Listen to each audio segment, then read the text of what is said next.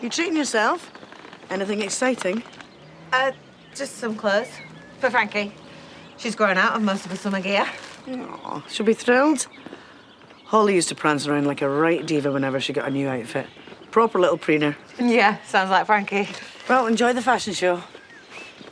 You could too if you want. Come in for a cuppa. Help me be the adoring audience Frankie needs. Oh, you probably have 100 places to be. Aye, I do. But I wouldn't want to miss this. I'll just drop this off and I'll be right back. Gorgeous, Frankie. What a lovely little place to it. All right, you can stop spinning now before you keel over.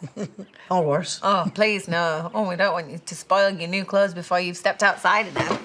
Right, why don't you try the green dress one now? See if this one fits. Do you want to go upstairs and do it? Good girl. Yeah, I'm making entrance because we love a grand finale. Oh, she's such a joy. And she seems to have settled down a bit. Yeah.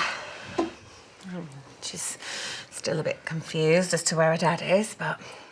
Hey, you are doing a great job with her, Tracy. You're keeping her safe and giving her stability. Thanks. How are you holding up? I'm holding. Because I have to, and it wouldn't be fair on her. Does it make it fair on you, though? Well, it's times like this that make it all worth it. Well, true, but it's not as if you can buy her a fancy new wardrobe every day, can you? I mean, those clothes must have cost a small fortune. I didn't steal anything this time, if that's what you're wondering. I wasn't. Presumed you came into a windfall of some sort. Yeah, sort of.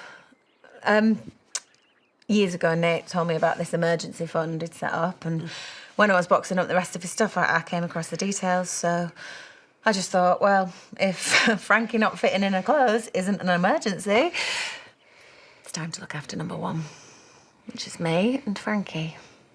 And if he's got a problem with her spending that money, then he can flipping well call me about it. Oh, I've just come from your granddaughter's fashion show.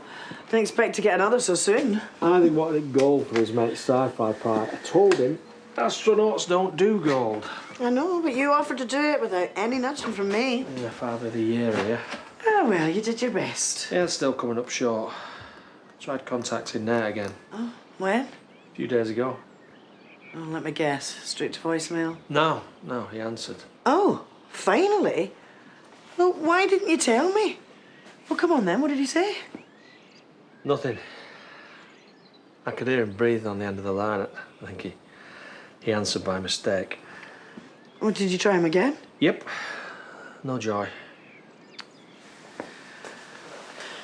Should never have laid a finger on him. I get why he doesn't want to speak to me, but cutting off Tracy and Frankie, I was beginning to think that maybe we're all better off without him. What, do you really think that? Yeah, but Nate would never abandon his wife and his kids. It's just not him. Well, there's only one way to find out. But Nate owes you a conversation at least. Come down in that dress. You've got loads more holiday clothes to model. Cain, hi. Everything all right? Yeah, I was hoping you'd tell me. I suppose you heard off Nate. What do you think? Why? I was just hoping he might have given you his new number. He's got a new number. What, he's switched his old phone off again? You can't live without a phone these days. Well, he hadn't shared it with me. Cain, you don't think something's happened to him, do you? I was starting to wonder, but then he answered his phone a few days ago. Well, he didn't say anything, but he was definitely there. How do you know? I could hear him breathing, but then he hung up and I haven't heard from him since. Well, at least he answered to you. It's more than I've got. What a loser. What a total loser. I mean, he's not phoned me or Frankie since he took off for his big new job, and now he's changing his number and not telling us. I mean, me, yeah, I get it. I was hurt and I said some awful things, but Frankie... He does, Frankie. Not from where I'm standing. He's not been in touch in months. Well, except for a birthday. Not even a birthday. But he sent her the toy camera.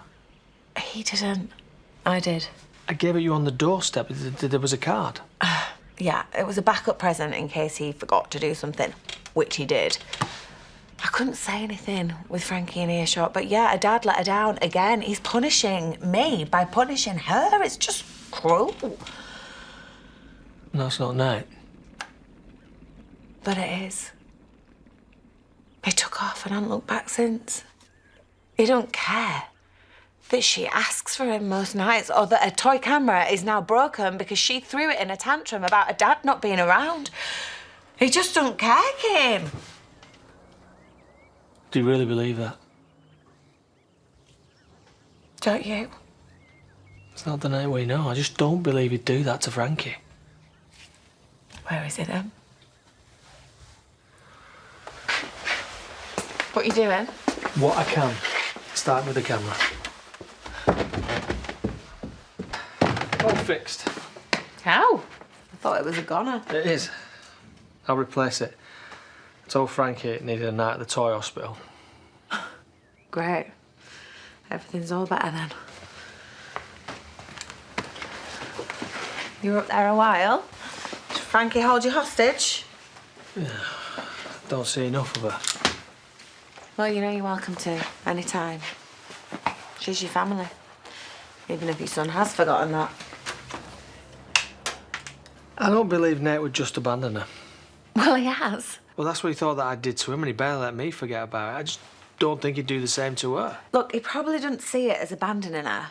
He's clearly just trying to punish me for a bit and then he'll swoop back in for Frankie when it suits. I didn't have you down as a self-pitying type. Look, something's not right. We need to find him and talk to him. How? By going to him, to Shetland. I'll track him down at the wind farm. And that way he'll have to face me whether he likes it or not. Hiya. Hey.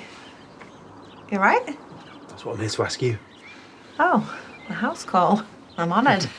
I offloaded to you yesterday, didn't I? Seem to have been doing that a lot lately. Well, it's better than bottling it all up. Yeah. And do you know what? I think you're probably right about the whole therapy thing. I was oversharing with Cain, of all people. Cain, wow. Bet he took that well.